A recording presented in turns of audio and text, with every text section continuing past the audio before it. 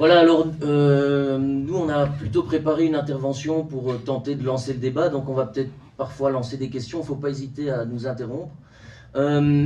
Quelque part, on part du point suivant, c'est que peut-être qu'après 25 ans de réduction des risques, il faudrait penser à s'auto-critiquer ou s'auto-évaluer. C'est la critique la primordiale qu'on a notamment par rapport à la prohibition, qui est un système en fait qui n'a jamais même pensé à s'évaluer, à évaluer la portée de son travail. Je pense qu'aujourd'hui, il faudrait peut-être le faire en matière de réduction des risques, parce qu'il nous semble qu'il y a des questions fondamentales.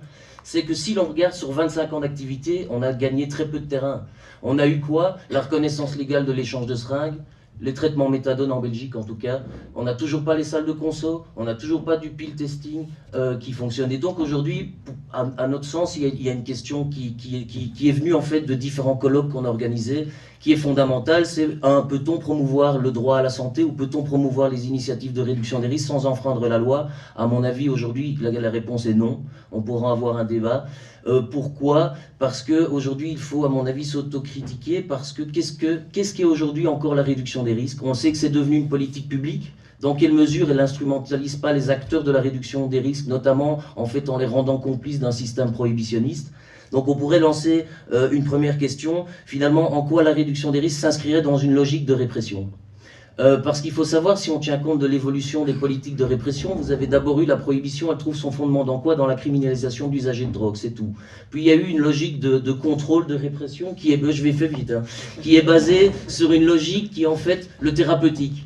On a créé cette catégorie de gens pas normaux qu'il faut absolument ramener dans les soins. Et en quelle mesure une troisième logique de contrôle serait la réduction des risques, créant ainsi un nouvel espace pour la prohibition de s'exprimer, créant une nouvelle catégorie d'usagers, ceux qu'on ne voyait pas, ceux qui en fait ne présentent pas de risque pour la société et qui tout à coup apparaissent dans les données et aussi dans un moyen d'être contrôlés par la prohibition. Dans quelle mesure la réduction des risques ne crée pas l'objet social du risque, en oubliant finalement quel est le risque? Et on l'entend souvent dans les discours, il faut mettre des initiatives en œuvre pour limiter le risque. Mais le risque principal de l'usage de drogue, c'est lequel? On l'oublie souvent, c'est la prohibition. C'est la prohibition qui est le véritable risque. Aujourd'hui, comment mener une politique de moindre risque dans un contexte où finalement l'objet du risque, c'est la prohibition, puisque c'est elle qui va créer des situations de produits frelatés, des situations où il n'y a pas d'endroit pour consommer quand on n'a pas la possibilité de consommer dans son domicile privé. Ce qui était intéressant dans l'exposé de Madame Roustide, c'est ça, si je ne me trompe pas, c'est effectivement qu'aujourd'hui la réduction des risques, parfois on a l'impression qu'elle oublie de questionner l'environnement de consommation, comme si la prohibition avait réussi à faire passer dans la réduction des risques que l'objet du problème, c'est la drogue, le produit. On l'oublie, on l'isole à nouveau de l'usager, à quel moment il consomme, dans quel contexte. Et donc on ne pose plus les questions fondamentales qui sont: qu'est-ce qui crée le problème? Est-ce le produit qui, lui, va transformer un individu? Est-ce qu'il n'y a pas autre chose dans la société? Pourquoi faut-il traiter finalement des gens qui auraient, on peut le concevoir, un problème qui s'apparenterait à une maladie? Pourquoi faut-il les traiter différemment d'autres personnes qui consommeraient des drogues légales, qui elles seraient traitées comme tout citoyen, comme un citoyen comme les autres? Donc on a l'impression qu'on est passé d'initiatives citoyennes, c'est-à-dire d'usagers ou de non-usagers pour usagers, à une politique qui est devenue publique, dont s'accommode très bien la prohibition. Alors la question fondamentale aujourd'hui, c'est en tant qu'acteur de RDR, qu'est-ce qu'on fait?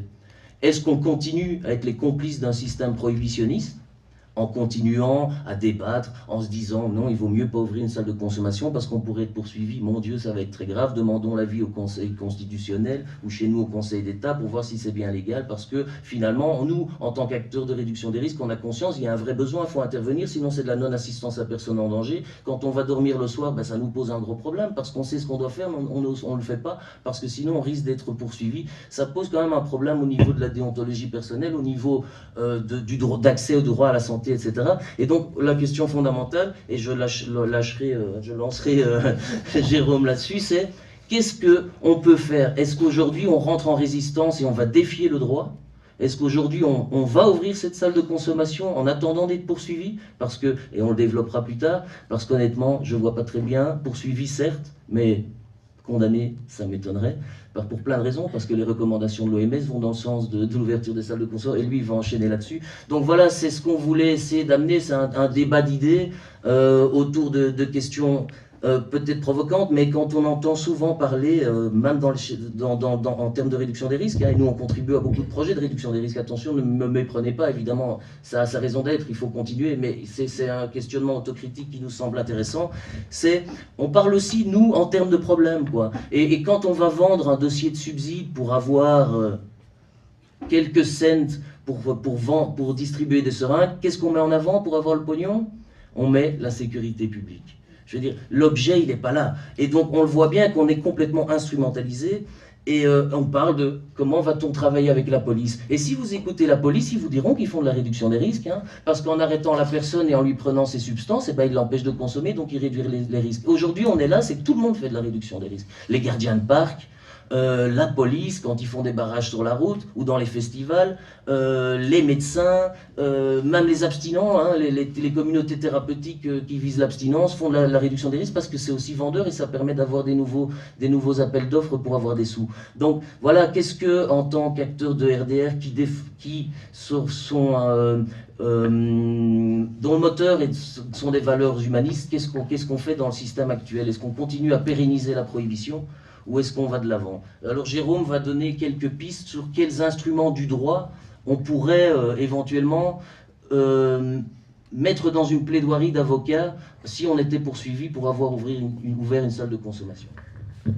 Bonjour à tous. Ouais, tout à fait.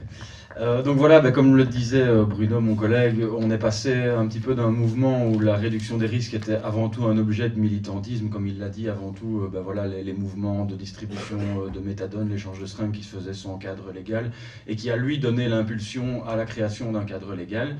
Au vu de ce qu'il expliquait, de l'état actuel des choses, où on a, comme on le disait, une politique de réduction des risques qui est faite dans notre pays comme dans le vôtre. On n'a toujours pas de salle de consommation, on l'a dit, on n'a toujours pas de testing, on est très peu soutenu. Au final, on voit que ce sont des initiatives qui stagnent depuis 10 ans, qui restent les mêmes, alors qu'on est quasiment, et vous êtes là pour en témoigner, tous persuadés de leur utilité.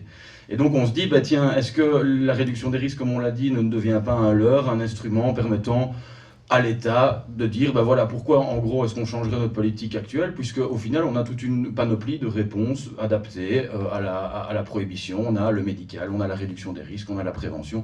Pourquoi aller plus loin? Surtout que mettre en place des politiques de réduction des risques adaptées, nouvelles et qui collent à la réalité d'aujourd'hui, c'est un petit peu, selon nous, médiatiser, en tout cas placer le débat sur les drogues sur le feu des projecteurs, et on sait que l'État n'a pas spécialement envie qu'on en parle. Je veux dire, par là, c'est que quand on décide d'ouvrir une salle de consommation, selon nous, on place le débat et on ouvre le débat sur une réflexion plus profonde qui est éventuellement de discuter de la dépénalisation de l'usage, puisqu'on va parler de permettre à quelqu'un de consommer un produit interdit dans une salle où il est autorisé de consommer. Et donc, par rapport à ça, on s'est dit, tiens, que faire des interventions, et est-ce qu'on ne reviendrait pas à cet objet de militantisme d'avant, et donc de tenter d'entreprendre des initiatives sans forcément se soucier de leur cadre légal. Nous, en Belgique, on s'interroge beaucoup là-dessus. Voilà, je vais vous lancer quelques pistes. On a, voilà, moi je suis criminologue de formation, je ne suis pas avocat juriste. On a été voir des avocats, on leur a demandé un petit peu, voilà, qu'est-ce qui se passe, quid si demain, nous, on décide d'ouvrir une salle de consommation sans cadre légal? Est-ce qu'on pourrait donner cette impulsion par la forme d'une jurisprudence ou autre, de dire voilà, on l'a fait, on a été poursuivi, mais on a été acquitté, on donne ce feu vert, entre guillemets, à tous les autres pour un petit peu prendre l'initiative, comme l'ont fait les médecins avec la méthadone. Nous, à l'époque, en Belgique, on a des médecins qui ont fait de la prison, qui se sont fait retirer leur numéro INAMI. Je veux dire, pour vous donner une date, la méthadone en Belgique, c'est 2002. Avant 2002, c'était interdit. Ça se fait depuis la fin des années 80. Voilà. Et donc, nous, on a de toute façon décidé, moi je vais vous parler surtout d'un principe, après on débattra ensemble, mais ça me paraissait intéressant parce que c'est un principe de droit qui est commun à la Belgique et à la France, ça s'appelle l'état de nécessité. Voilà, sans rentrer trop dans les détails, c'est un principe qui est très ancien, ça date du droit romain, donc je veux dire ça fait longtemps que c'est là. Et en fait ça s'entend, voilà, ça va être un petit peu formel, mais par l'état d'une personne qui, sans avoir été agressée, commet une infraction volontairement pour échapper à une menace ou permettre à un tiers d'échapper à un danger qui le menace. Donc nous, en gros, on considère que on se mettrait volontairement en porte-à-faux avec la loi en ouvrant une salle de consommation, on se rendrait en tout cas poursuivable d'incitation à la consommation. Chez nous, c'est comme ça que ça s'appelle. Donc on met à quelqu'un d'autre la disposition d'un local dans lequel il peut consommer une substance interdite. On considère qu'on fait de l'incitation à la consommation. Et on commettrait volontairement cette infraction pour sauvegarder une valeur qui nous paraît plus importante, qui est le droit à la santé pour tous. Voilà, on en appelle aux droits de l'homme. Il y a toute une panoplie. Je pense que, bon, voilà, ça ne sert à rien de tous les développer. Le droit à la santé, le droit à la vie, l'interdiction des traitements inhumains et dégradants, et j'en passe et des meilleurs. Je pense qu'on a tous, dans le droit international comme dans le droit national, une panoplie d'articles à invoquer. Et donc voilà, nous, c'est une notion qui nous paraît tout à fait défendable. Les avocats qu'on a consultés sont tout à fait d'accord, en tout cas, de nous défendre sur base de ça, et pensent que ça peut se plaider. Pardon. Maintenant, encore une fois, c'est un petit peu sensible, parce que pour pouvoir invoquer ce principe, on doit être poursuivi. Et donc on doit le faire, on doit attendre les réactions, et seul le juge du fond au tribunal pourra décider si oui ou non il y a réellement état de nécessité. Pour ça, il y a quelques conditions.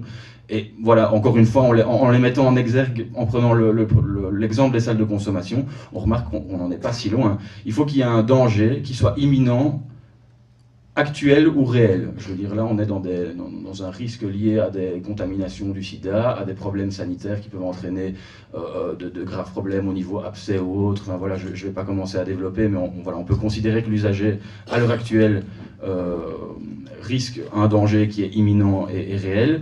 Et alors, il faut que l'infraction qui a été commise soit un moyen d'éviter ce danger.